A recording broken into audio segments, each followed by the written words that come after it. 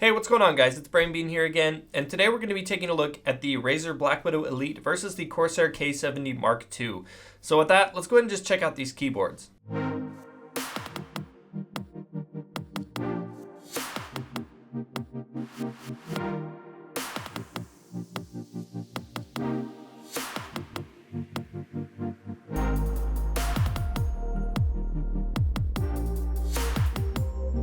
Before we begin, it's important to mention that the K70 mk.2 comes in two varieties, the white and silver special edition, which is what you'll see in this video, and there's also a regular black version as well.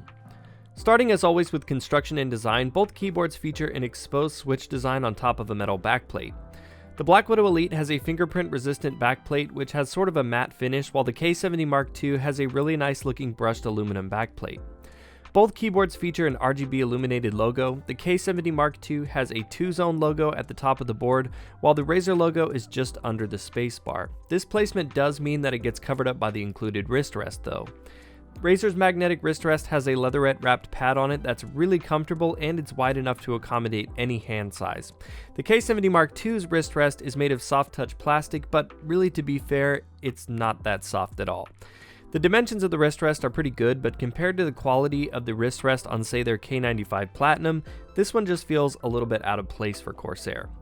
In terms of weight and flex, both keyboards are solidly built. The Blackwidow Elite is a little bit heavier than the mk.2, but both keyboards have the same minimal amount of flex when really mashing down on the keys. As for the lighting, both keyboards offer full per-key RGB illumination. I would argue that the special edition of the mk.2 has the best overall look to the lighting because that silver backplate reflects more light up at the user, and the white keycaps let more light bounce around them for an overall brighter lighting experience.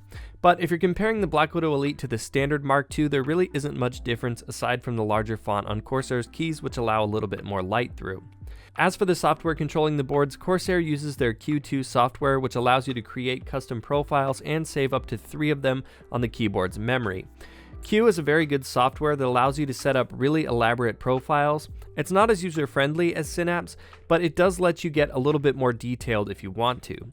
The Blackwidow Elite is controlled by Razer's Synapse 3 software, which is very user-friendly and has a nice clean interface. While the Chroma Configurator lets you create your own multi-layered effects rather easily, I still think Q gives you a little bit more advanced customization, but Synapse also has in-game integration with many popular games, which creates a whole new level of interactive experience.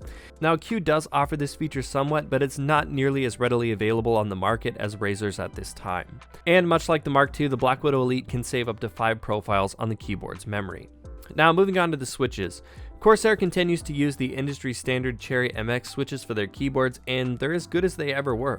They offer the K70 mk.2 in a huge variety of these switches, including blue, brown, red, silver, and Cherry MX Silent, but it's important to note that the special edition will only come with the speed switch.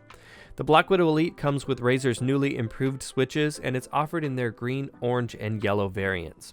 Both boards offer a good variety of switch types that are sure to offer something for everyone, but typists beware that the K70 mk.2 still has a pretty rattly spacebar. The stabilizers on the Blackwidow are much better than Corsair's. Just so you guys can hear what I'm talking about, I'll do a quick sound test. Just keep in mind that in this test, the mk.2 has Cherry MX speeds and the Blackwidow Elite has Razer greens. Not exactly an apples to apples comparison, but hey, it's still fun.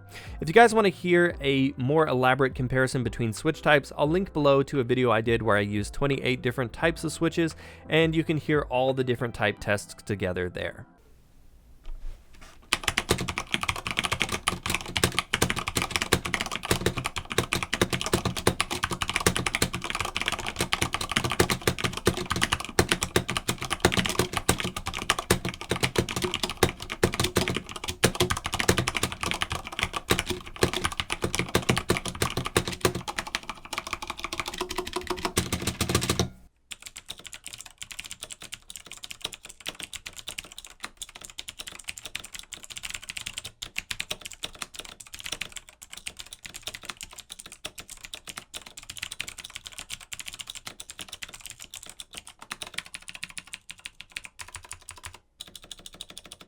Both keyboards use ABS keycaps with the exception of the special edition K70, which has white PBT keycaps.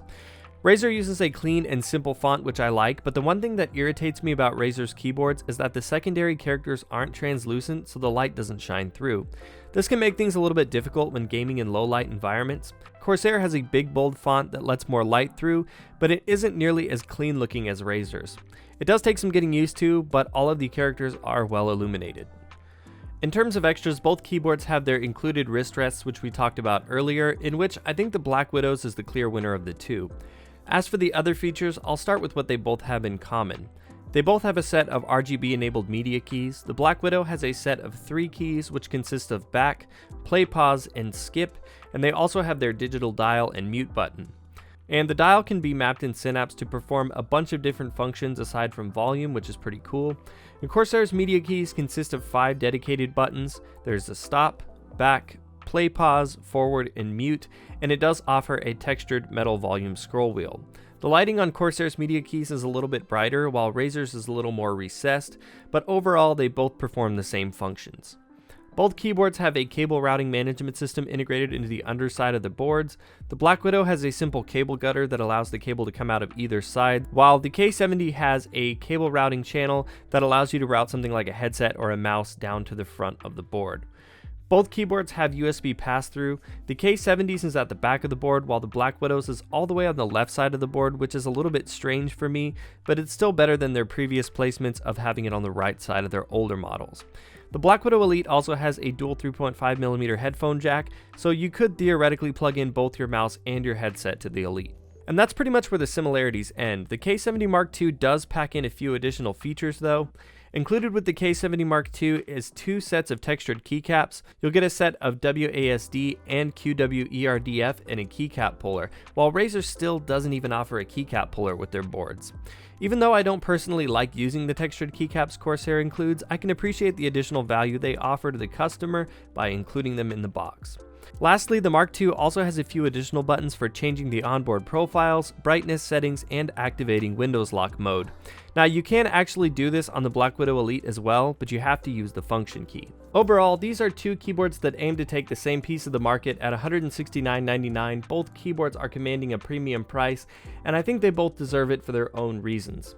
Like I mentioned in my review of the Mark II Special Edition, the PBT keycaps and white and silver palette make it the best value out of the 3 at $179.99, but because it only comes in speed switches, it won't really appeal to everyone, making the regular K70 the go-to for anyone who wants a different switch type from Corsair. In my opinion, Razer offers a better wrist rest and software experience, and their improved switches have come a long way. I just really wish that they would have included at least a keycap puller, and they really need to make the secondary characters translucent on their keycaps. Corsair's board has a more aesthetically pleasing appearance and a nicer backplate, and the choice of 5 Cherry MX switch options is awesome. I'm just really frustrated with the rattly stabilizers on this board.